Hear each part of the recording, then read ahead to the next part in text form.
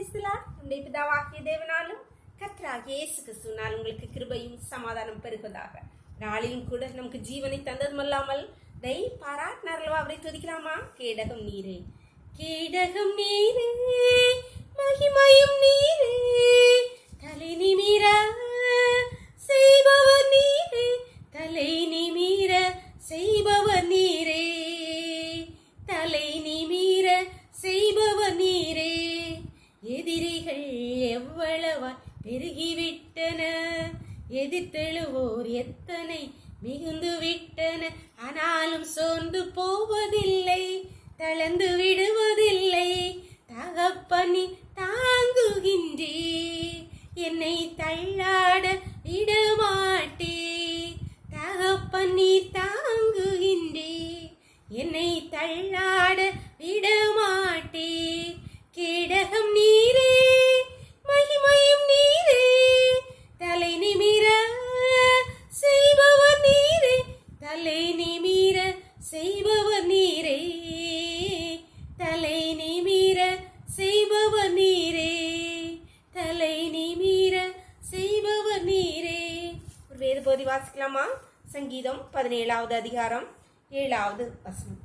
உம்மை நம்புகிறவர்களை அவர்களுக்கு விரோதமாய் எழும்புகிறவர்களை நின்று உமது வலது கரத்தினால் தப்புவித்து ரட்சிக்கிறவரே, உம்முடைய அதிசயமான கிருபையை விளங்க பண்ணும்.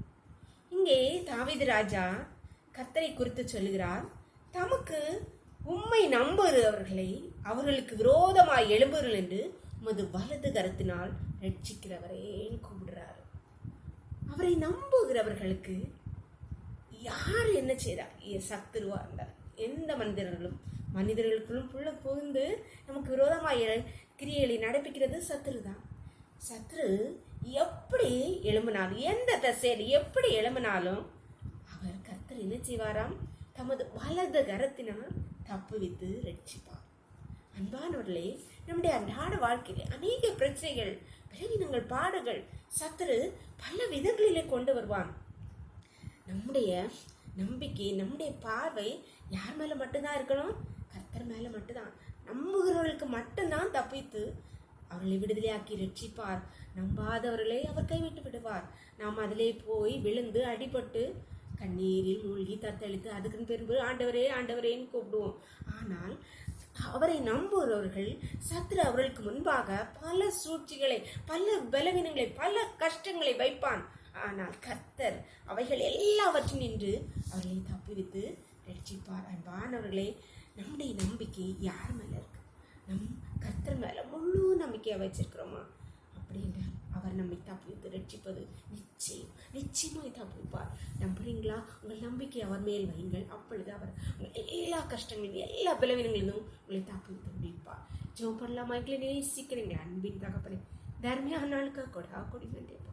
நாளையும் கூட காலை முதலின் மட்டும் உடைய தாய உள்ள கரம் உங்கள் கிருபங்களை தாங்குங்கப்பா. நன்றி தகப்பனே. இப்பொழுது மடியாளோடு இணைந்திருக்க ஒவ்வொரு பிள்ளைகளையும் உடைய கருத்தை தெரியுங்கப்பா.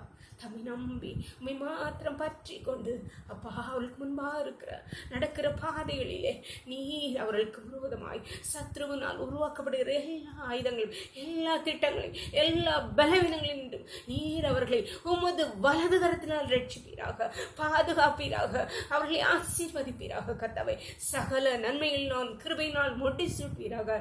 சத்ருவின் இஷ்டத்துக்கு உடைய பிள்ளைகளை ஒப்புக்கொடாதிருப்பீராக.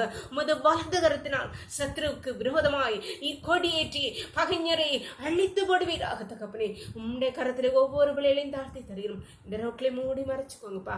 சகல துதி கனமும் வல்லமை பலனும் ஞானமும் தேவாதி தேவன் ஒருவருக்கே செலுத்துகிறோம். இயேசுவின் மூல ஜெபங்கள் நல்ல தந்தையே, ஆமென் ஆமென். God bless you. கர்த்தர் உங்களை ஆசீர்வதிப்பாராக. ஆமென்.